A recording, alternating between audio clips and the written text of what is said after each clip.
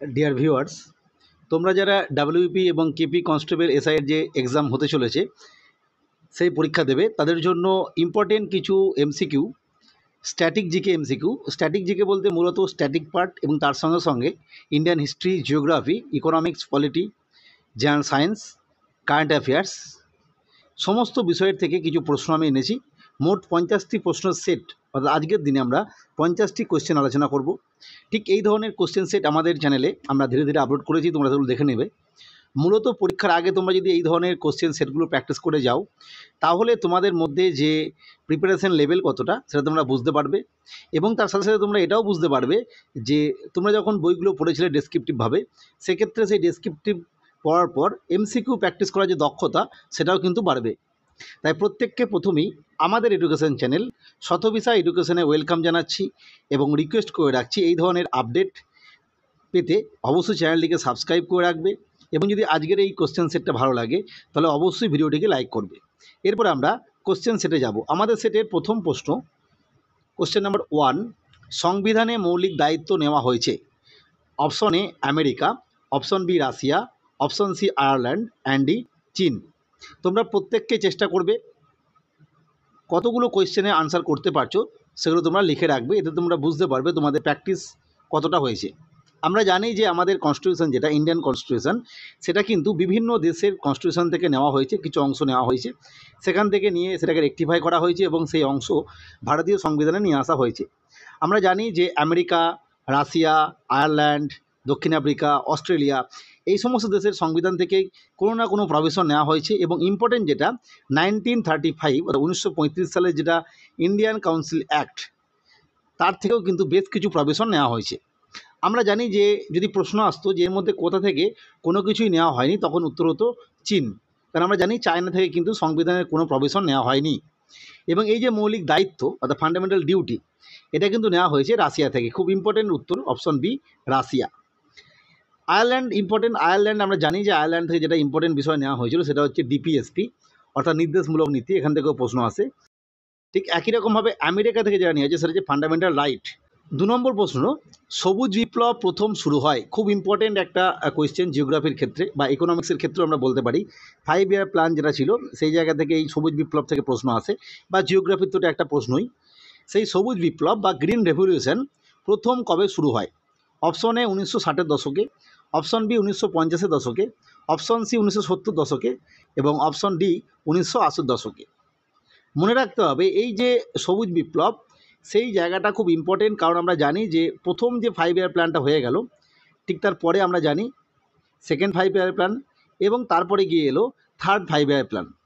সেই থার্ড 5 ইয়ার প্ল্যানে কিন্তু এই সবুজ বিপ্লবটা ইন্ট্রোডিউস করা হয়েছিল, কিন্তু পরবর্তী ক্ষেত্রে তারপর আমরা জানি যে সেই সময় ভারত পাকিস্তান যুদ্ধ, ভারত চীন যুদ্ধ এবং মহামারী হওয়ার জন্য, দুর্ভিক্ষ হওয়ার জন্য বেশ কিছুদিন বা বেশ কয়েক বছর এই 5 ইয়ার প্ল্যানটা বন্ধ ছিল। তার পরবর্তী ক্ষেত্রে ফোর্থ 5 ইয়ার প্ল্যানে গিয়ে এই সবুজ বিপ্লবটা কিন্তু চালু হয়েছিল। ফলে আমরা বুঝতেই পারছি এটা মূলত যেটা বলতে চাইছে যে এই কনসেপ্টটা কবে আনা হয়, তখন কিন্তু হবে 1960-এর দশকে। কিন্তু যদি প্রশ্ন আসতে এইভাবে যে সবুজ বিপ্লবটা চালু হয়ে গেল কবে থেকে, ইমপ্লিমেন্টেড কবে থেকে হলো, তখন কিন্তু 70 দশকে হবে। কারণ আমরা যদি 5 ইয়ার প্ল্যানটা দেখি তাহলে আমরা দেখতে পাবো 51 থেকে 56 প্রথম 5 ইয়ার প্ল্যান, তারপর আমরা জানি 56 থেকে 61 সেকেন্ড 5 ইয়ার প্ল্যান এবং 61 থেকে 66 এটা হচ্ছে থার্ড 5 ইয়ার প্ল্যান। ঠিক তারপরে 66-র পরে গিয়ে 66, 67 এবং 67, 68 এবং 68, 69 এই 3 বছর কিন্তু 5 ইয়ার প্ল্যান নেওয়া হয়নি, ইয়ারলি প্ল্যান হয়েছিল। কারণ আমরা একটু আগেই বললাম ভারত পাকিস্তান যুদ্ধ, ভারত যে চায়না যুদ্ধ, ইন্ডিয়া সিনিয়র যেটাকে বলা হয়, এবং এর ছাড়া দুর্ভিক্ষ, মহামারী, এই বিষয়টার জন্য 3 বছর প্ল্যান নিয়ে যাওয়া যায়নি। এই যে 61 থেকে 66 যেটা বললাম থার্ড 5 ইয়ার প্ল্যান, এই সময় সবুজ বিপ্লবের কনসেপ্টটা নিয়ে আসা হয়। 1970 থেকে 74 এই ফাইন্যান্সে অর্থাৎ ফোর্থ 5 ইয়ার প্ল্যানে গিয়ে এটা চালু হয়েছিল, সরাসরি চালু হয়ে গিয়েছিল। 2 নম্বর কোশ্চেন আমাদের ইম্পর্টেন্ট, ইকোনমির একটা কোশ্চেন, রেপো রেট কে নির্ধারণ করেন? খুব কমন প্রশ্ন এবং সহজ প্রশ্ন। আমরা প্রত্যেকেই জানি যে রেপো রেট হচ্ছে এমন একটা রেট যার মাধ্যমে আরবিআই বিভিন্ন শিডিউল কমার্শিয়াল ব্যাংকে লোন দেয়। অবশ্যই এটা শর্ট টার্ম লোন এবং এর জন্য কিন্তু কোল্যাটারাল বা মর্টগেজ যেটাকে বলি সেটা রাখতে হয়। এবং এই কোল্যাটারাল বা মর্টগেজ কোনোভাবেই ব্যাংকের যেটা সিআরআর বা এসএলআর, যেটা আমরা জানি যে এসএলআরটা ব্যাংক নিজের কাছেই জমা রাখে একটা রিজার্ভ রেশিও, সিআরআরটা যেটা আরবিআইকে জমা দিয়ে দিতে হয় ডেলি বেসিসে, কিন্তু এসএলআরটা নিজের কাছেই জমা রাখতে হয়, মেনটেন করতে হয়। সেই এসএলআরটাকে জমা রেখে কিন্তু এই লোন নেওয়া যাবে না, এটাই হচ্ছে রেপো রেট। অর্থাৎ আরবিআই শর্ট টার্ম লোন দেয় শিডিউল কমার্শিয়াল ব্যাঙ্কগুলোকে, অর্থাৎ সমস্ত বাণিজ্যিক ব্যাঙ্কগুলোকে, যে রেটে সেটা হচ্ছে রেপো রেট। ঠিক এর সঙ্গে আর একটা রেট আছে, সেটা হচ্ছে bank rate. Bank rate repo রেটের মতনই, কিন্তু ব্যাঙ্ক রেটের ক্ষেত্রে হচ্ছে লং টার্ম লোন দেবে কমার্শিয়াল ব্যাঙ্কগুলোকে, শিডিউল কমার্শিয়াল ব্যাঙ্কগুলোকে, এবং এখানে মনে রাখতে হবে কোনো কোলাটারাল বা মর্টগেজের প্রয়োজন নেই ব্যাঙ্ক রেটের ক্ষেত্রে। এসবিআই তো আমরা জানি যে ভারতবর্ষের সর্বোচ্চ যে বড় ব্যাঙ্ক, শিডিউল কমার্শিয়াল ব্যাঙ্কগুলোর মধ্যে অন্যতম এসবিআই, যেটা তৈরি হয়েছিল বা ন্যাশনালাইজ হয়েছিল 1955 সালে, এবং এটার পূর্বের নাম ছিল ইম্পেরিয়াল ব্যাঙ্ক, যেটা 1921 সালে হয়েছিল। এবং এই যে 1921 সালে ইম্পেরিয়াল ব্যাঙ্কটা হয়েছিল, সেটাও কিন্তু ইতিহাস আছে। সেটা হচ্ছে 1800 দশকে আর কি, মানে 1806 এবং 1840 এই সময় তিনটে প্রেসিডেন্সি, কলকাতা, বোম্বে এবং মাদ্রাজ, তিনটে প্রেসিডেন্সিতে তিনটে ব্যাঙ্ক তৈরি হয়েছিল। সেই প্রেসিডেন্সিয়াল ব্যাঙ্কগুলোকে মার্জড করে 1921 সালে ইম্পেরিয়াল ব্যাঙ্ক অফ ইন্ডিয়া তৈরি করা হয়, এবং পরবর্তী ক্ষেত্রে 1955 সালে সেটাকে এসবিআইয়ে ন্যাশনালাইজ করা হয়। এখান থেকে প্রশ্ন আসে এসবিআই কবে তৈরি হয়। ঠিক একই রকমভাবে আমরা জানি সেবি হচ্ছে security exchange board of India, যেটা স্টক মার্কেট বা ফাইন্যান্সিয়াল, যেটা মানি মার্কেট, তার রেগুলেটিং অথরিটি। এটা 1988 সালে তৈরি হয়, এবং সেবিকে এই যে স্টক মার্কেটের যে রেগুলেটিং বডি হবে, এটা এই একটা নিয়ে আসা হয় 1992 সালে। আইআরডি আমরা জানি, যেটা এটাও একটা রেগুলেটিং বডি, এটা হচ্ছে ইন্স্যুরেন্স সেক্টরের regulating body, insurance regulating development authority, যেটা এটা আসে 1999 সালে, এবং এই সময় থেকে এটা ইন্স্যুরেন্স সেক্টরে কাজ করা শুরু করে, এবং ইন্স্যুরেন্স সেক্টরের যে রেগুলেটিং অথরিটি, অ্যাপেক্স বডি যেটা, সেটা হচ্ছে IRDA. Next question number 4, post authority of India অর্থাৎ সাই যেটাকে আমরা বলি, যে সাই কবে প্রতিষ্ঠা হয়, এখান থেকে প্রশ্ন আসে। এই ধরনের অথরিটিগুলোর এস্টাবলিশমেন্ট ইয়ার, হেডকোয়ার্টার, এগুলো মনে রাখতে হবে, বা এর বর্তমানে চেয়ারম্যানকে, এগুলো মনে রাখতে হবে। তাহলে সাই যেটা, সেটা কবে তৈরি হয়, প্রত্যেকে চেষ্টা করবে। Option A 1978, option B 1987, option C 1990, and D 1984। তোমরা প্রত্যেকেই অবশ্যই চেষ্টা করে, যদি পারো অবশ্যই কমেন্ট বক্সে জানাবে। তাহলে option B is the right answer. 1987 সালে স্পোর্টস অথরিটি অফ ইন্ডিয়া বা সাই প্রতিষ্ঠা হয়। নেক্সট আমরা ইন্ডিয়ান হিস্ট্রি বা ইন্ডিয়ান ন্যাশনাল মুভমেন্টের একটা প্রশ্ন এসছি। কোশ্চেনটা কি, আইএনসি কোন গোলটেবিল বৈঠকে যোগ দিয়েছিল? আইএনসি মানে Indian national Congress. Option A প্রথম গোলটেবিল বৈঠক, অপশন বি দ্বিতীয় গোলটেবিল বৈঠক, এবং অপশন সি তৃতীয় গোলটেবিল বৈঠক। আমরা যদি হিস্ট্রিটা পড়ি তাহলে দেখব 1987 সালে সাইমন কমিশন সে ফিরে গেল।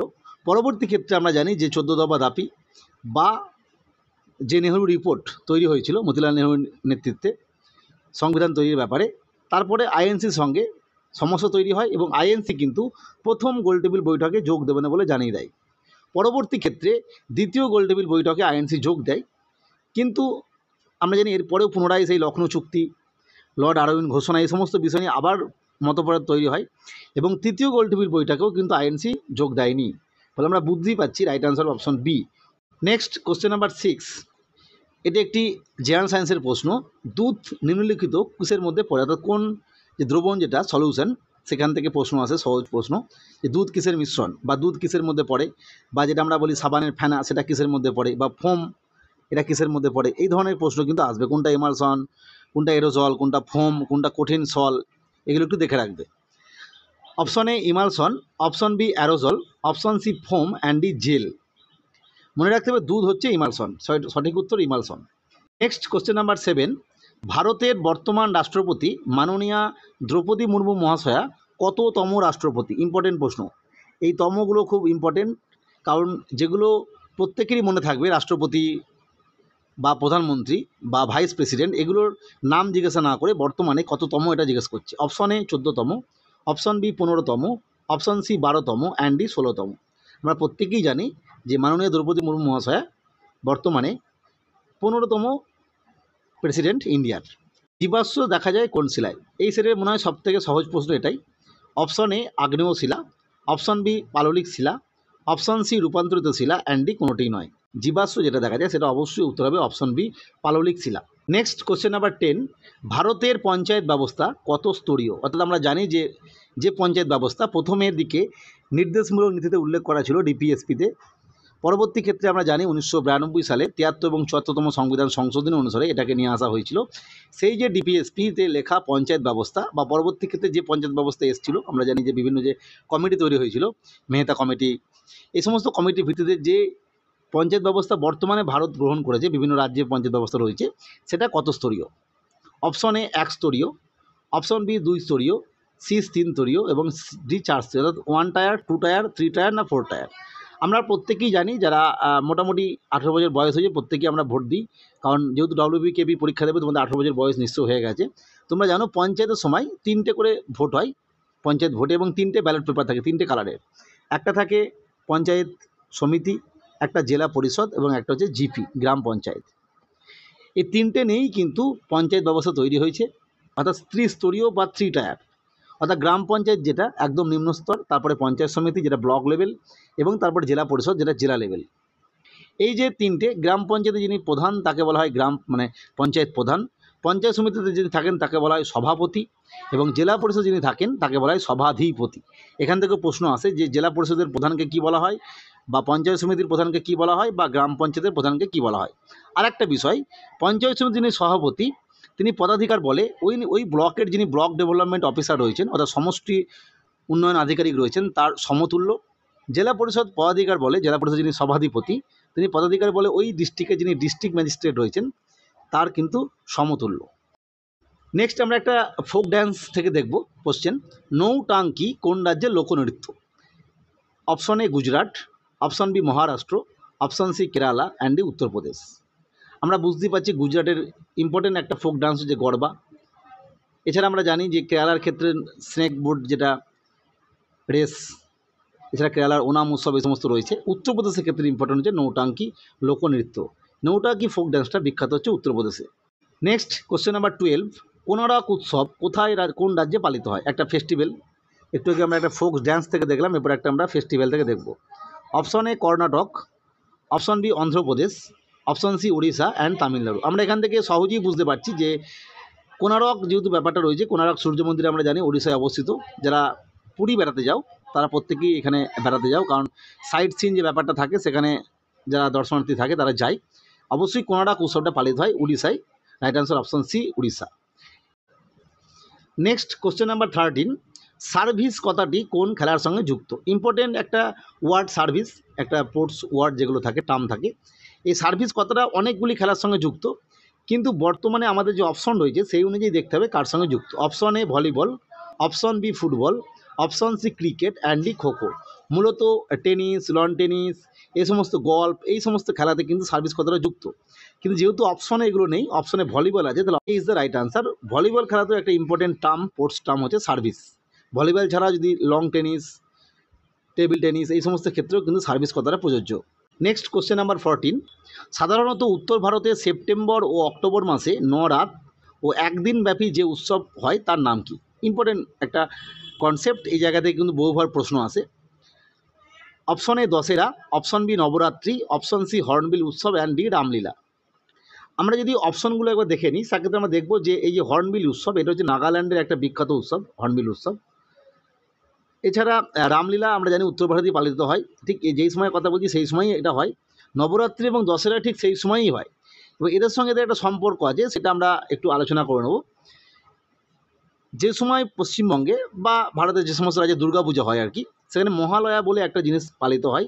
মহালয়ার ঠিক পরবর্তী দিন থেকে, অর্থাৎ প্রথম দিন থেকে শুরু করে 1, 2 এভাবে 2 নম্বর দিন, 3 নম্বর দিন, এভাবে 4, চতুর্থী, পঞ্চমী, ষষ্ঠী, সপ্তমী, অষ্টমী, নবমী, অর্থাৎ এই যে দিনগুলো পালিত হচ্ছে, এই যে প্রথম দিন থেকে নবম দিন, এটাকে বলা হচ্ছে নবরাত্রি। অর্থাৎ কোনো কোনো রাজ্য এই সময় নবরাত্রি পালন করে প্রথম দিন থেকে নবম দিন পর্যন্ত। যেটা পশ্চিমবঙ্গের ক্ষেত্রে বা যেখানে দুর্গাপুজো হয় সেখানে আমরা জানি এই 6 নম্বর থেকে 9 নম্বর দিন ষষ্ঠী, সপ্তমী, অষ্টমী, নবমী পালন করা হয়। এবং পরবর্তী 10 নম্বর দিন যেটাকে বলা হয় বিজয়া দশমী, সেই দশমীর দিনটাকে কোনো কোনো জায়গায় বিজয়া দশমী হিসেবে পালন করা হয় দুর্গাপুজোর ক্ষেত্রে। উত্তর ভারতে যারা নবরাত্রি পালন করে তারা এই দিনটাকে দশেরা হিসেবে পালন করে, এবং কোনো কোনো ক্ষেত্রে 10 নম্বর দিনটাকে রামলীলা হিসেবে পালন করা হয়। অর্থাৎ এগুলো কিন্তু একটার সঙ্গে একটা মিশে আছে, দশেরা, নবরাত্রি এবং রামলীলা। অর্থাৎ আজকে আমরা বুঝতে পারছি right answer option B Navratri. Next question number 15, জাতীয় কংগ্রেসের প্রথম মহিলা সভাপতি কে নির্বাচিত হন? Option A Annie Besant, option B Sarojini Naidu, option C Sucheta Kripalani and D Lily Sengupta. এই যে প্রত্যেকটি নাম আছে, প্রত্যেকটি নামই ইম্পর্টেন্ট এবং প্রত্যেকজনের সম্বন্ধে জেনে রাখতে হবে। আমরা যদি প্রথমে দেখি লিলি সেনগুপ্ত, এটা 1933 সালে তিনি সভাপতি হয়েছিলেন জাতীয় কংগ্রেসের, তখন সেশনটা হয়েছিল কলকাতায়। এবং এই লিলি সেনগুপ্ত কিন্তু প্রথম বাঙালি হিসাবে বাঙালি মহিলা সভাপতি। যদিও লিলি সেনগুপ্ত অ্যাকচুয়ালি জন্মগতভাবে মানে বাই বার্থ তিনি কিন্তু বাঙালি নন, তিনি অন্য রাজ্যের আর কি। যাই হোক, আর সরোজিনী নাইডু ইনিও সভাপতি হয়েছিলেন প্রথম ভারতীয় মহিলা হিসাবে, ইন্ডিয়ান ওম্যান হিসাবে সরোজিনী নাইডু হয়েছিলেন 1934 সালে। আর অ্যানি বেসান্ত প্রথমবারের জন্য সভাপতি হয় 1917 সালে। এটা হচ্ছে প্রথম মহিলা সভাপতি অ্যানি বেসান্ত। যদি বলে প্রথম ভারতীয় মহিলা তখন হবে সরোজিনী নাইডু, যদি বলে প্রথম বাঙালি মহিলা তখন হবে লিলি সেনগুপ্ত। আর সুচেতা কৃপালিনী ইনি হচ্ছেন প্রথম চিফ মিনিস্টার, অর্থাৎ ভারত স্বাধীন হওয়ার পর উত্তরপ্রদেশের প্রথম একজন চিফ মিনিস্টার হলেন যিনি সারা ভারতের রেসপেক্টে প্রথম মহিলা মুখ্যমন্ত্রী। 16 নম্বর প্রশ্ন, মহাত্মা গান্ধী নিচের কোন পত্রিকাটার সঙ্গে যুক্ত ছিলেন? Option A Indian Opinion, option B Young India, option C Harijan and D সবকটি। মহাত্মা গান্ধীর জীবনে বিভিন্ন পত্রিকা ইম্পর্টেন্ট ছিল। মূলত ইন্ডিয়ান ওপিনিয়ন এই যে পত্রিকাটা, এটা মূলত তিনি যখন দক্ষিণ আফ্রিকায় থাকতেন সেই সময় এই পত্রিকায় লিখতেন। পরবর্তী ক্ষেত্রে ভারতে ফিরে আসার পর 1915 সালে, তারপর থেকে এই 1915 সালের পর থেকে ইয়ং ইন্ডিয়া পত্রিকায় লেখা শুরু করলেন এবং পরবর্তী ক্ষেত্রে 1933 সালে তিনি হরিজন পত্রিকায় লেখা শুরু করলেন। ফলে আমরা বুঝতেই পারছি যে প্রথম জীবনে তিনি সাউথ আফ্রিকা যখন ছিলেন তখন ইন্ডিয়ান ওপিনিয়ন পত্রিকায় লিখতেন। পরবর্তী ক্ষেত্রে দেশে ফেরার পর যখন সরাসরি স্বাধীনতা আন্দোলনে যুক্ত হয়ে গেলেন তখন থেকে ইয়ং ইন্ডিয়া পত্রিকা লেখা শুরু করলেন এবং হরিজন পত্রিকা লেখা শুরু করলেন 1933 সালে। এখান থেকে প্রশ্ন আসে যে অসহযোগ আন্দোলন যখন হয়েছিল তখন তিনি কোন পত্রিকায় লিখতেন? আমরা বুঝতেই পারছি অসহযোগ আন্দোলন হয় 1921, ফলে অবশ্যই 1921 মানে আমরা বুঝতেই পারছি ইয়ং ইন্ডিয়া হবে। ঠিক এরকমভাবে প্রশ্ন আসে যে ভারত ছাড়ো আন্দোলন যেটা, সেই সময় কোন পত্রিকা লিখতেন? তখন অবশ্যই হরিজন পত্রিকা হবে। আইন অমান্যর সময় তখনও কিন্তু ইয়ং ইন্ডিয়াই হবে। এই সালগুলো মনে রাখতে হবে, কারণ এই সাল থেকে প্রশ্ন আসে যে কোন আন্দোলনের সময় কোন পত্রিকায় লিখতেন। ফলে আমরা বুঝতেই পারছি রাইট আনসার অপশন ডি সবকটি। নম্বর প্রশ্ন, জাতীয় সংবিধান দিবস কবে? অপশন এ 15ই আগস্ট, অপশন বি 25শে জানুয়ারি, অপশন সি 26শে জানুয়ারি অ্যান্ড ডি 26শে নভেম্বর। এটা খুবই সহজ প্রশ্ন। আমরা জানি যে জাতীয় সংবিধান দিবস যেটা, অর্থাৎ সংবিধান যেদিন গ্রহণ করা হলো, অ্যাডপ্ট করা হলো, সেটা হচ্ছে 1949 সালের 26শে নভেম্বর, অর্থাৎ 26শে নভেম্বর হচ্ছে জাতীয় সংবিধান দিবস। 19 নম্বর প্রশ্ন, প্রধানমন্ত্রীর পদপ্রার্থীর ন্যূনতম বয়স কত? অপশন এ 35 বছর, অপশন বি 30 বছর, অপশন সি 25 বছর অ্যান্ড ডি 21 বছর। এরা প্রত্যেককে মনে রাখবে, এই ধরনের বয়সগুলো একদম প্রধানমন্ত্রী থেকে মুখ্যমন্ত্রী, গভর্নর, প্রেসিডেন্ট এগুলো থেকে প্রশ্ন আসে যে কোন ক্ষেত্রে কত বয়স প্রয়োজন এবং কোন ক্ষেত্রে রিটায়ার করার বয়স কত, অর্থাৎ রিটায়ার্ড যাদের ক্ষেত্রে আছে, হাইকোর্টের প্রধান বিচারপতি, সুপ্রিম কোর্টের প্রধান বিচারপতি, এইগুলো আর কি। অর্থাৎ প্রধানমন্ত্রীর ক্ষেত্রে বয়স হবে অপশন সি 25 বছর। অর্থাৎ 25 বছর যদি কারো হয় সেক্ষেত্রে তিনি কিন্তু প্রধানমন্ত্রী পদপ্রার্থী হতে পারেন, অর্থাৎ প্রধানমন্ত্রীর জন্য যে নমিনেশন সেখানে নাম জমা দিতে পারবেন এবং তিনি প্রধানমন্ত্রী হতে পারবেন, অর্থাৎ এমপি যে ভোট হয় লোকসভা ইলেকশন সেখানে দাঁড়াতে পারবেন। নেক্সট কোশ্চেন নাম্বার 20, সিন্ধু সভ্যতা কে আবিষ্কার করেন? খুব important. Option A Dayaram Saini, option B Leonard Willey, option C L Basham and D V S Agarwal. আমরা প্রত্যেকে জানি দয়ারাম সাইনি এবং রাখাল দাস বন্দ্যোপাধ্যায় দুজন ইম্পর্টেন্ট ছিল। এছাড়া মার্শাল, জেনারেল ক্যানিং, এদের নামও খুব ইম্পর্টেন্ট। কিন্তু যেহেতু এখানে বাকি নাম কিছু নেই ফলে সরাসরি আমরা অপশন এটা উত্তর নিয়ে নেব, Dayaram Saini. Next question number 21, বুদ্ধদেবের মহাপরিনির্বাণ কোথায় ঘটে?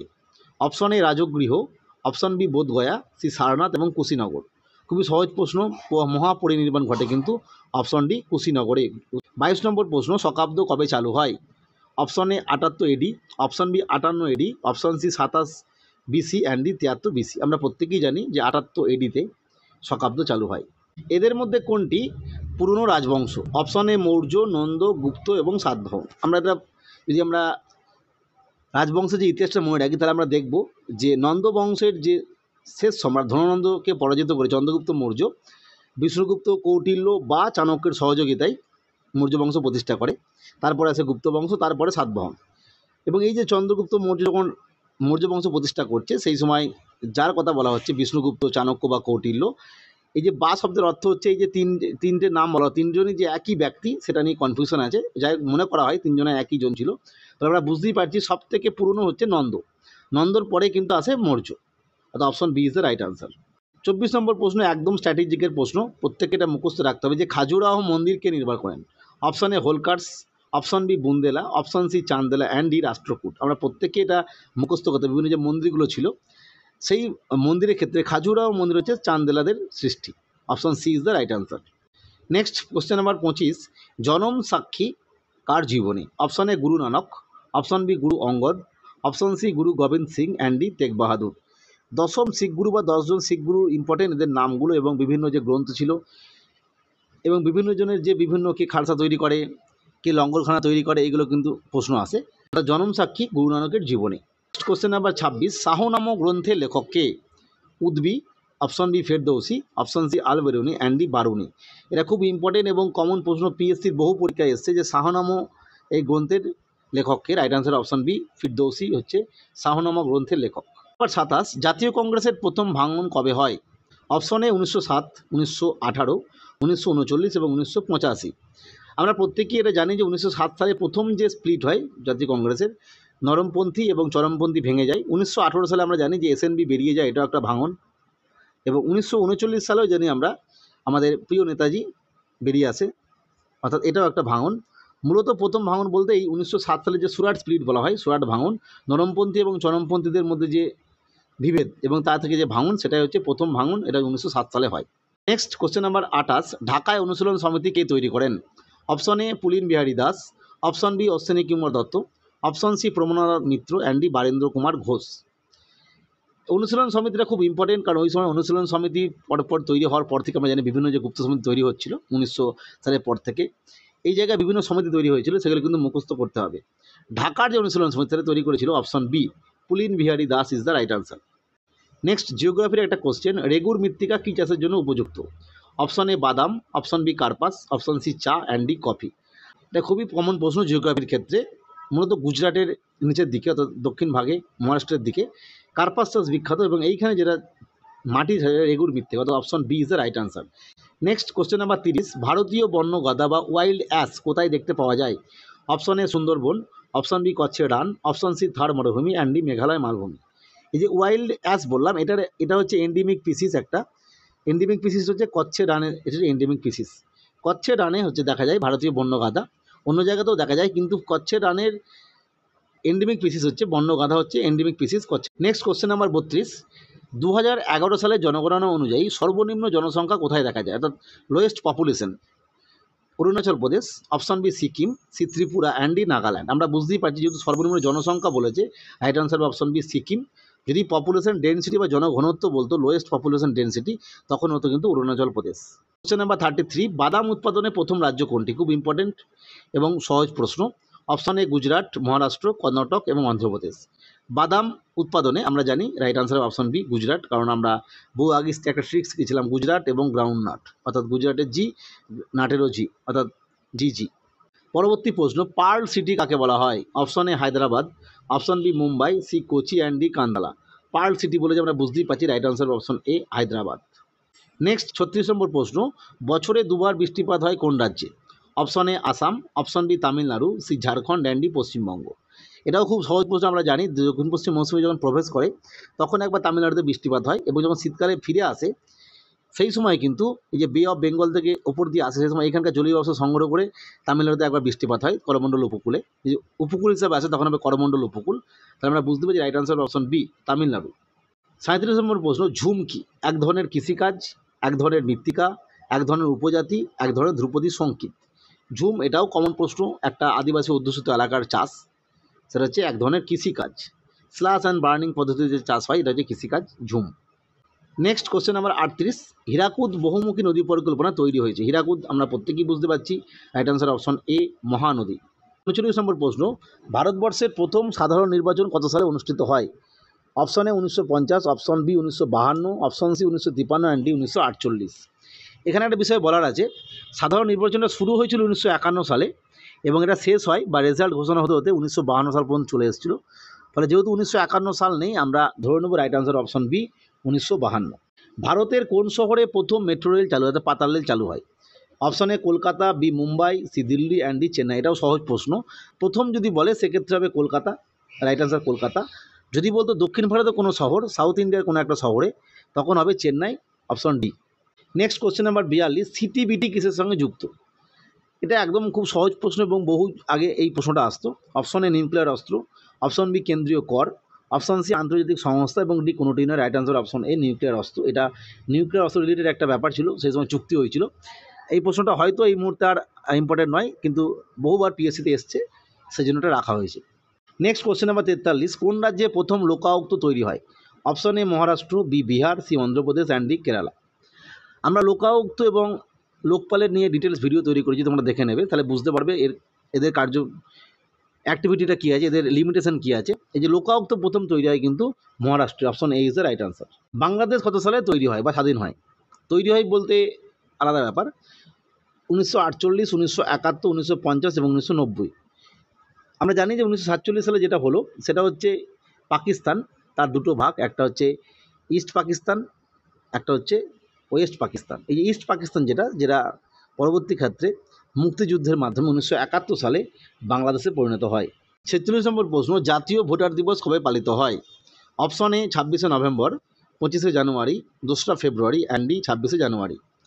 জাতীয় ভোটার দিবস আমরা পূর্বেই বলেছিলাম যে 26শে নভেম্বর হচ্ছে সংবিধান দিবস এবং 26শে জানুয়ারি হচ্ছে প্রজাতন্ত্র দিবস, এটা আমরা প্রত্যেকেই জানি। এই 25শে জানুয়ারি হচ্ছে জাতীয় ভোটার দিবস। অর্থাৎ এই দিন পূর্বে অনেক আগে আর কি, সেই সময় এই দিন যারা নতুন ভোটার কার্ড পেতেন আর কি, তাদেরকে ভোটার কার্ড হাতে হাতে দেওয়া হতো।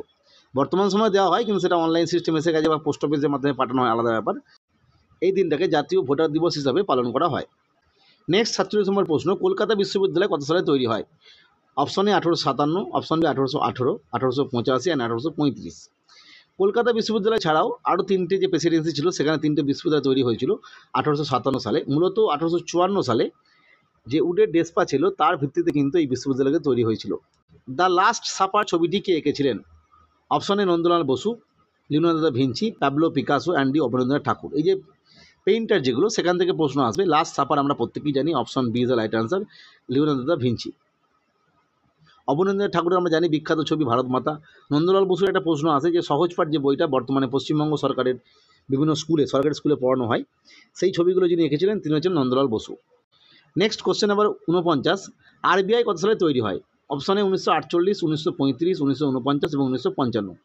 আরবিআই ক্ষেত্রে ইম্পর্টেন্ট হচ্ছে 1935 সাল, এই সময় আরবিআই সেট আপ হয়, তৈরি হয়, এবং আরবিআই ন্যাশনালাইজ হয় 1949 সালে।